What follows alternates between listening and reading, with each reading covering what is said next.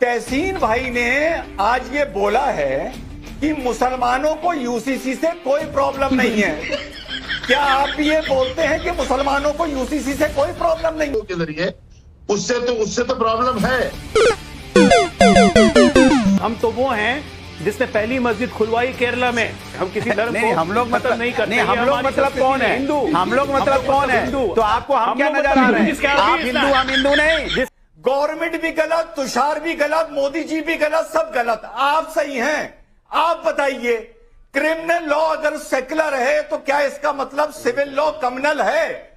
मेरा टेक है कि पर्सनल लॉज इस मुल्क में होना चाहिए, सिविल उसके अंदर। ये मेरा including Hindu tax based undivided family. मैं पर्सनल लॉज को डिफेंड करता हूं, और जो भी रिकमेंड करने आप पर्सनल लॉज में करो। और मैरिज, हे भारत के राम जगों में तुम्हें जगाने आया हूँ, स्वधर्मों का धर्म एक बलिदान बताने आया हूँ। जय श्री राम। नमस्कार दोस्तों, कैसे हैं आप सब लोग? भाई एक बात तो तय है, जिस डिबेट में रिजवान अहमद बैठे हों उस डिबेट में हंसी मजाक, नोक झोंक और रोस्टिंग ना हो, ये तो संभव ही नहीं है। मुद्दा था असम के मुख्यमंत्री हेमंत बिश्व शर्मा ने 2 घंटे का ब्रेक जो नवाज के लिए दिया जाता था, अब उस पर पूर्णतः ब्रेक लगा दिया।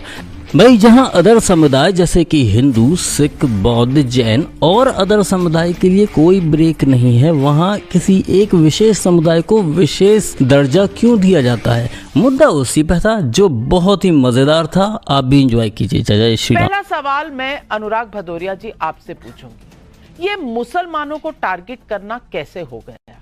अगर जुम्मे की नमाज के 2 घंटे ना मिले तो बाकी किसी धर्म वालों को भी तो नहीं मिलते, और लेजिस्लेचर तो असेंबली के अंदर सेक्युलरिज्म होना चाहिए, धर्म बीच में आना नहीं चाहिए लॉ मेकर्स के बीच में।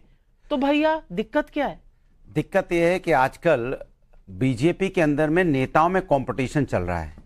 एक तरफ उत्तर प्रदेश के मुख्यमंत्री जी हैं, वो कहेंगे बटोगे तो कटोगे, लाल टोपी से भी उनको नफरत होने लगी है। इसी तरह से उधर हेमंत बिश्व शर्मा है, उनको लगता है योगी जी ने ऐसा कहा तो हमें भी कुछ ऐसा करना है जिससे कि माहौल समाज के अंदर में ऐसा बना रहे, धर्म की राजनीति पे जोर दिया जाए। और वो चीफ मिनिस्टर को अपना विकास करना है, उनको अपनी ये सब बातें बोल के हाईलाइट होना है, जिससे हाईलाइट हो जाए। हम लोग डिबेट कर रहे हैं ना, नाविका जी कर रही ना, यही तो चाहते थे, और उसमें डिबेट हो भी रही है। और उसमें अभी देखो बीजेपी वाले उसमें आप आ भी रहे हैं, उस डिबेट में आप आ भी रहे हैं, मैं डिबेट कर भी रही हूँ, वो कराना भी चाह रहे हैं, सब कुछ आपको पता चल रहा है।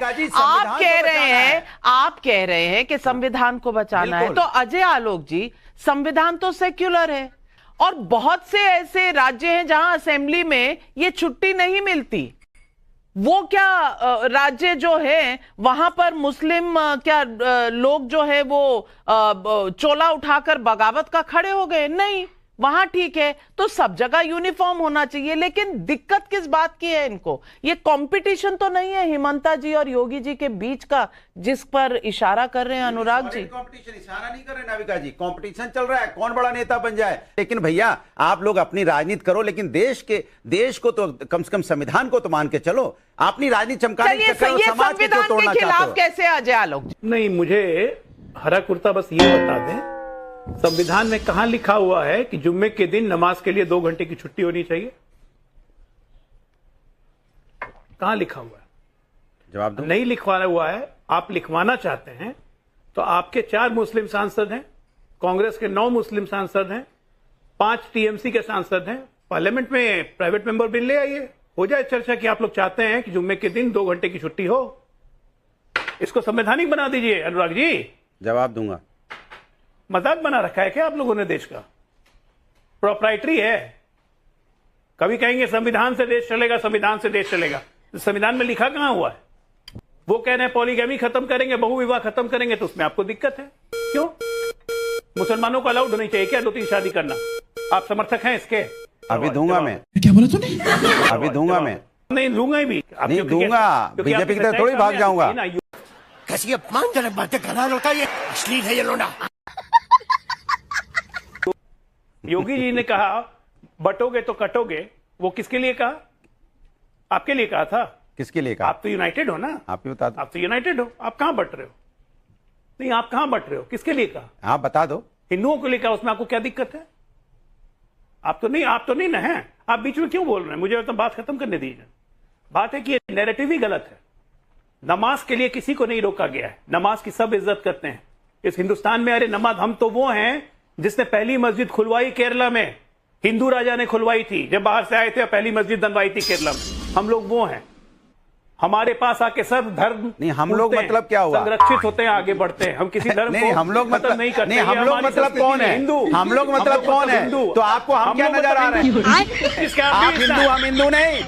खाओ माँ कसम, जिसके आप भी मैं बताओ, हम लोग लेकिन आपको मुस्लिम चाटुकारिता की आदत पड़ गई है। हिंदू राजा ने वहां पे मस्जिद बनवाई थी कि हिंदू अपनी कुरीतियां को तो आराम से निकाल रहा है, कोई विरोध नहीं होता है। न हिंदू के कोई ग्रंथों का अपमान होता है, न गीता का अपमान होता है, न रामायण का। लेकिन जब मुसलमानों में अगर रिफॉर्म्स की बात होती है तब तस्लीम बोला वाला क्यों चुप हो जाते हैं?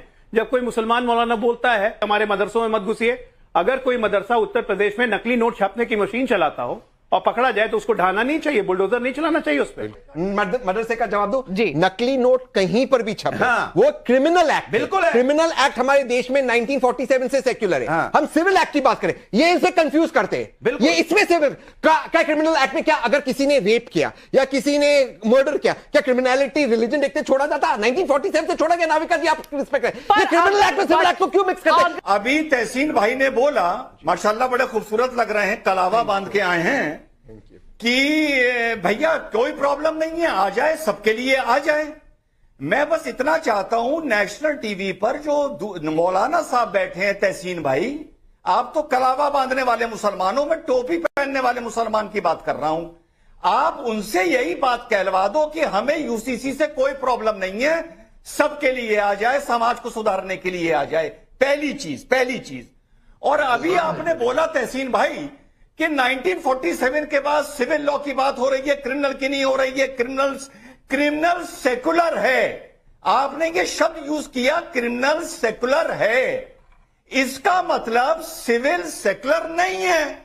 आप अभी जाने अनजाने अपने मुंह से बोल गए कि सिविल कानून, इसका मतलब भारत में क्रिमिनल है और क्रिमिनल कानून सेकुलर है, ये आपने बोला है जी। तो फिर आप तय कर लीजिए कि भारत का सिविल कानून जिसमें मुस्लिम पर्सनल लॉ आता है, ये क्रिमिनल है या सेकुलर है? ये तय कर जवाब बताइए। एक ही लाइन में दे देता हूं। रिजवान भाई वापस थैंक यू आपके कॉम्प्लीमेंट्स के लिए, लेकिन इसका जवाब आप मुझसे नहीं, माननीय तुषार मेहता जी से ले लीजिए।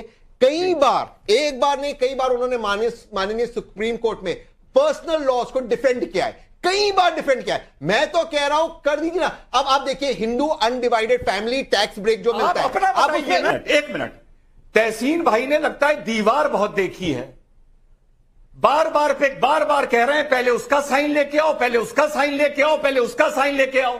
अरे यार तहसीन, तुम तो साइन करो ना, मैं तो कह रहा हूं बार के साइन आते रहेंगे। पहली चीज, अभी मैंने आपसे एक सवाल पूछा एज अ कमेंटेटर, आपने तुषार मेहता पे ले जाके थोप दिया। गवर्नमेंट भी गलत, तुषार भी गलत, मोदी जी भी गलत, सब गलत, आप सही हैं। आप बताइए, क्रिमिनल लॉ अगर सेकुलर है तो क्या इसका मतलब सिविल लॉ क्रिमिनल है? देश के सामने आप अपना जवाब दीजिए ना, जवाब दीजिए। बाकी आप इधर उधर की छोड़िए, आपका क्या टेक है? मेरा टेक है कि पर्सनल लॉज इस मुल्क में होना चाहिए सिविल, उसके अंदर, ये मेरा टेक है। मैं पर्सनल लॉज को डिफेंड करता हूं, including Hindu tax break for undivided family. मैं पर्सनल लॉज को डिफेंड करता हूं, और जो भी डिफेंड करने आप पर्सनल लॉज में करो। और मैरिज, डिवोर्सिंग रिलेटिव्स के लिए स्पेशल मैरिज एक्ट है, जिसमें मेरी शादी हुई है, स्पेशल मैरिज एक्ट है, उसमें एक कानून है पूरे देश में, उसमें गलत क्या है? कमाल है। हिंदू सिख बौद्ध जैन सब एक लॉ में आए, लेकिन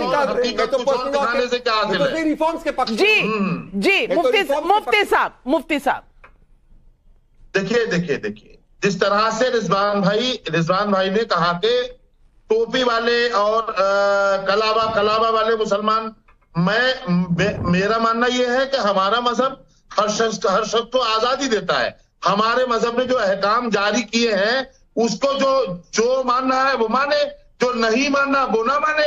रिजवान भाई नहीं मान रहे वो ना माने, हम मान रहे तो हमें आप मानने दें, हमें उसकी आजादी है, और वो आजादी हमें देश के संविधान ने आजादी दी। मौलाना साहब, मैं आप मेरी बात समझे नहीं जो मैं तहसीन भाई को बोल रहा था। चलिए तहसीन भाई को 2 मिनट के लिए छोड़ते हैं। तहसीन भाई ने आज ये बोला है कि मुसलमानों को यूसीसी से कोई प्रॉब्लम नहीं है। क्या आप भी ये बोलते हैं कि मुसलमानों को यूसीसी से कोई प्रॉब्लम नहीं है? आप दोनों तय करके बता दीजिए आपस में। देखिए रिजवान भाई, जिस तरह से यूसीसी को पेश किया गया मीडिया के जरिए, आप लोगों के जरिए, उससे तो प्रॉब्लम है।